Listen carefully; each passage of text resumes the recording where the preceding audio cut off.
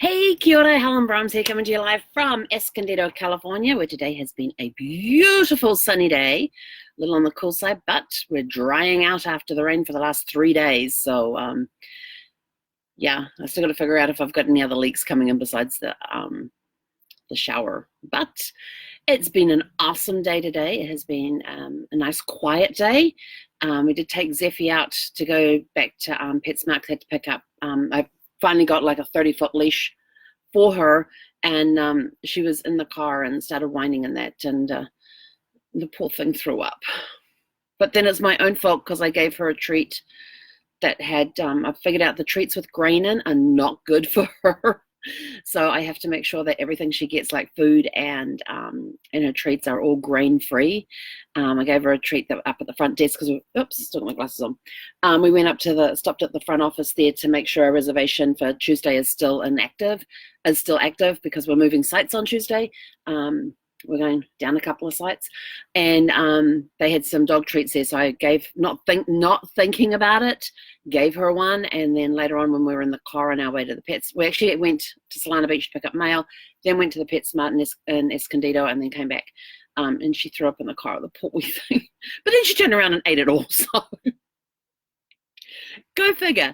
Got back here, had some lunch, dumped the tanks. They needed dumping, so we got them dumped. But I took her 30-foot leash outside with me and tied it around where the tow bar goes, because I'm going to get some carabiners so I can just attach the leashes to that, rather than doing some great big configuration, some great big complicated knot thing that I did to hold her there. But then she ended up in the next door neighbor's site, and I was like, oh, I think we got a little too much leader there, so we'll delete in a little bit and tighten that up a little bit. But it was good. We had a good time out there and came in and had lunch, and didn't really do much today. Did some reading. She does not, she's going through this thing right now where I am not allowed on my phone.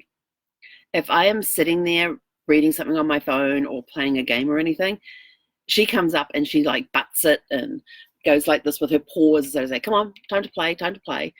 Even if she's asleep, laying next to me asleep while I'm on it with one hand and stroking her with the other one, she wakes up and she's like, nope, come on, wants to play.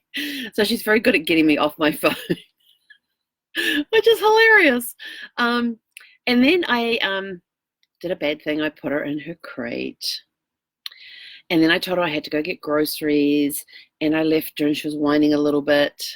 And so I went and quickly jumped in the car and took off. And I was gone for probably an hour and a half. I had to go to 2 different stores and got back home, and oh my gosh. But before I get to what happened when I got home, on the way, I went down one of the side streets rather than getting on the freeway. And there's a street there called Tobacco Road. And it got me thinking, how on earth did somebody come up with how on earth did somebody discover that you smoke tobacco? That you get it, you chop it all up, or you roll it all up and all that. How on earth did somebody figure that out? Then it got me thinking, how did people come up with all the remedies with herbs and oils and all of that stuff? You know, who came up with the idea to smoke tobacco? Who even came up with the idea of smoking something? I mean, and then I was like, oh my gosh, and then it went into all the herbs that we use to help for natural healing and the essential oils, and it just started snowballing, and I suddenly felt, I've got more questions than answers. But who comes up with this stuff? Who figures this out? How do you figure it out? How do you take this big leaf and dry it and chop it up and wrap it in paper and smoke it? Or wrap it in other leaves to create a cigar and smoke it? Who came up with that? So I'm just kind of like, there's all these questions. And then it was like, the herbs, who came up with the idea that, I know Chinese medicine's been around for years and years and years, using different herbs and plants and all that sort of thing. But who came up with the idea of, let's try some, I don't know, total mind blank. Jeepers, let's try some lemongrass on this and see what happens. Or let's try some rose oil on. Let's extract the rose oil out of the rose and see what happens when we use that. I mean, who comes up with this stuff? I'm like, how do they figure this out? I mean, this was stuff that goes back eons. I mean, we're talking thousands of years. Some of this information goes back. That's been around for thousands of years with the herbal medicine and the essential oils and all that. It's been around for years, for thousands and thousands of years. Who discovered? I mean, who even thought about? Oh, let's put this on this and see what happens. How did they even think about that? So my mind just started percolating on that while I was grocery shopping tonight. It's like I have so many questions and no answers. But I'm thankful for all the people that did refine it over the years and now give us this list with the natural remedies. You can get books on natural remedies and different herbs and that you can use, different oils that you can use to help heal, to help our bodies to heal and or help keep them healthy. So I'm very thankful for that because I don't like using chemicals. When I get a doctor, and I lost my doctor because she moved, so I now have to find another doctor if I decide to go back to a doctor. But my first thing to them is sort of like, I don't like taking medicine unless absolutely necessary, so I will not take any prescriptions just because you feel like I should be taking them. You have to prove to me that there's no other way that I can do it naturally with herbs and essential oils and stuff,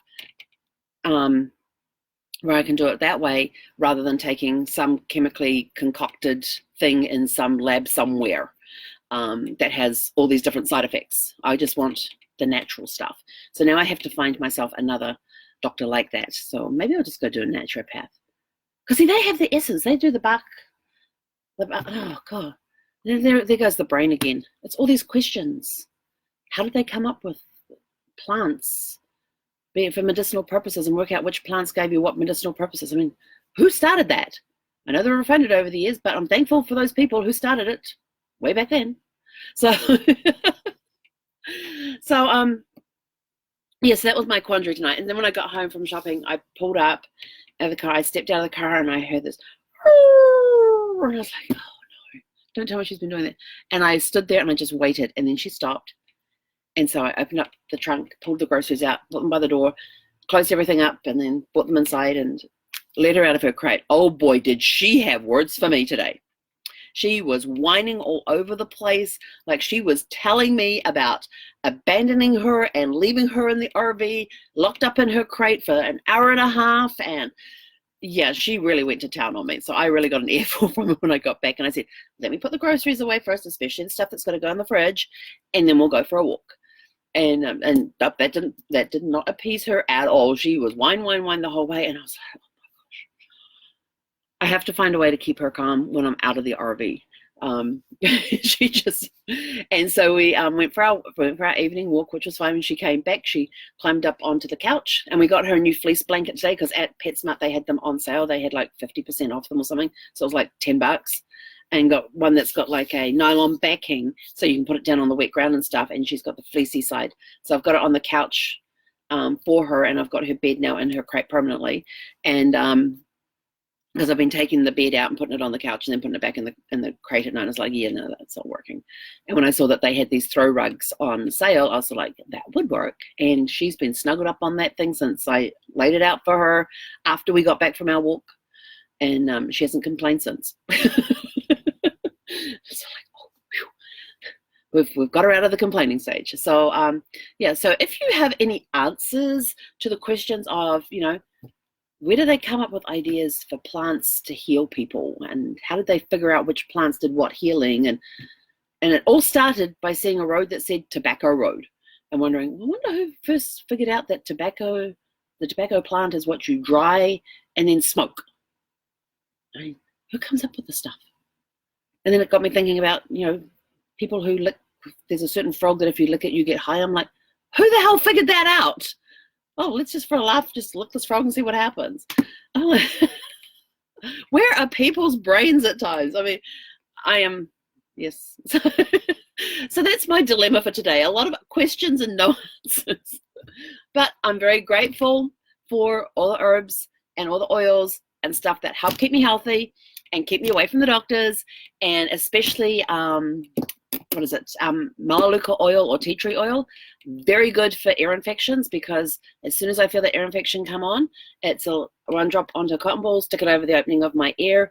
Next day, wake up fine, and I go, if it's during the day, I leave it in there for about 20, 30 minutes and it's gone. And so it means I haven't been on antibiotics in 9 years for an ear infection, which turns to vertigo. So essential oils have been very key in keeping vertigo away from my ears. So I am very thankful for that, for whoever figured that one out. I don't know how they figured it out or anything else, but I'm very thankful for that. So that's it from me. More questions than answers. Tonight we are watching Die Another Day, which is the 20th James Bond movie. Yes, I am not going to be making all the James Bond movies in the month of November. But World Is Not Enough. It was the final movie for Desmond Llewellyn, and he actually died in a motorcycle at the age of 85. He died in a motorcycle accident a month after the movie was released. And I thought it was kind of that they're there in Q's little lab there, and he introduces his assistant, who James Bond tags as R, because Q's Q and next to it is R, and it was John Cleese, which was absolutely, he's hilarious. And so he was introducing him as his replacement and talking about retirement. And then a month after the movie comes out, he was killed in a motorcycle accident at the age of 85. I'm like, bless him for being able to still ride a motorcycle at the age of 85. I thought that was awesome. And that was the 19th movie. And so that was the end of an era for that one when he came in. And at the end of World Is Not Enough, they put the memorial up there for Broccoli, who passed away just before they started filming it, I think it was. And then Die Another Day, they delayed that movie until 2012. Sorry, I had to do math. 2002. They delayed it till 2002 because they wanted to coincide with the 40th anniversary of Dr. No coming out, as well as the 50th anniversary of the first book that Ian Fleming published as James Bond Casino Royale, as that coming out as well. So, and then this movie is full of references to the other 19 movies, which is awesome. And I haven't watched all of it yet, and I haven't watched the making of it yet because I've got 2 discs. There's 2 discs, 2 discs, not 11, 2. Yes, 2. So full of special features and all of that sort of stuff, and so I'm keen to get into those. But this is just what I know, and I know they tried to make a movie of Jinx because everybody liked Halle Berry's character of Jinx, and they thought maybe she could be like a female James Bond. So they actually started writing a screenplay for her for the character of Jinx as a spin-off. But then that was the time that Charlie's Angels came out. There was a Lara Croft that came out, and they weren't doing very well, so they scrapped the entire idea. And Halle Berry said in an interview that she would love to come back and play another Bond girl in another Bond movie later on, and she even offered to do it for free because she had so much fun. But I love her character in this, and we're probably about a third of the way through the movie right now, and we've already seen references to the opening scene of Octopussy with the little BB jet. We saw that, and then there was the jetpack from Thunderball. Of course, there's a whole bunch of diamonds there, and there's a reference to Diamonds Are Forever. And I know there's a newspaper article coming up where he opens up the paper and it says, there's a headline that says Diamonds Are Forever, only because I've seen the movie before. What else was there reference to? Trying to remember. The Russian lady's knife coming out of the toe of her shoe from Russia with Love. That shoe was there with the knife point coming out of it because he pressed the button that made the knife come out. Doing his typical playing around with things. Another interesting tidbits for you. In this movie, Roger Moore's daughter plays the air stewardess on the British Airways flight. And then when they're doing the fencing scene, they've got Madonna plays Verity, who is their fencing instructor, but then one of the guys that's standing off to the side dressed in the fencing outfits is actually Desmond Llewellyn's son. So I thought that was kind of cool as well, to have them involved in some way. And for the premiere of this movie, all the James Bond, with the exception of Sean Connery, turned up for the premiere of it. So Timothy Dalton was there, George Lazenby was there, Roger Moore was there, Pierce Brosnan was there, and Sean Connery was not there because he was in the middle of filming another film and could not get away. So that's just the tidbits I've got so far from Die Another Day, which was the 20th James. Oh, and then John Cleese is playing Q in this, and he hands Roger Moore, not Roger Moore, jeepers, Pierce Brosnan hands James Bond a watch and tells him it's his 20th watch that he has issued him, and he would like to make sure that this one comes back, please. As they always tell, as Q always tells him in every single movie, make sure you bring your equipment back or bring the gear back or something like that. So he always gets that request from Q every time. So this is the first movie without Desmond Llewellyn, and the 20th James Bond movie that was released on the 40th anniversary of Dr. No and the 50th anniversary of Casino Royale being published. Oh, and another little tidbit, when he's in the office, whose office did he go and visit? He goes and visits some guy in Cuba, and he's walking around the office, and he picks up the book that Ian Fleming used to get the character's name. It was a book on birds that was written by a guy called James Bond, and that's how Ian Fleming came up with James Bond's character's name. And so he's walking around with that actual book. But when they actually showed the cover, I paused the movie. I went back and was, oh, hang on, that's the book. So I went back and paused the movie, and that actually scratched over the author's name, so you couldn't see the James Bond thing there. But he's walking around with that book, and you see him walking around with that book in that scene and the next scene as well, because he borrows the binoculars and pretends that he's a bird watcher, and has the little book with him and that sort of thing. So I thought that was kind of cool, as a nod to Ian Fleming and all of that sort of thing. So there's lots of little clues, so you really got to pay attention in this movie. And like I said, I'm about a third of the way through, so we're going to go and watch the rest of the movie, and we'll give you another lowdown on that.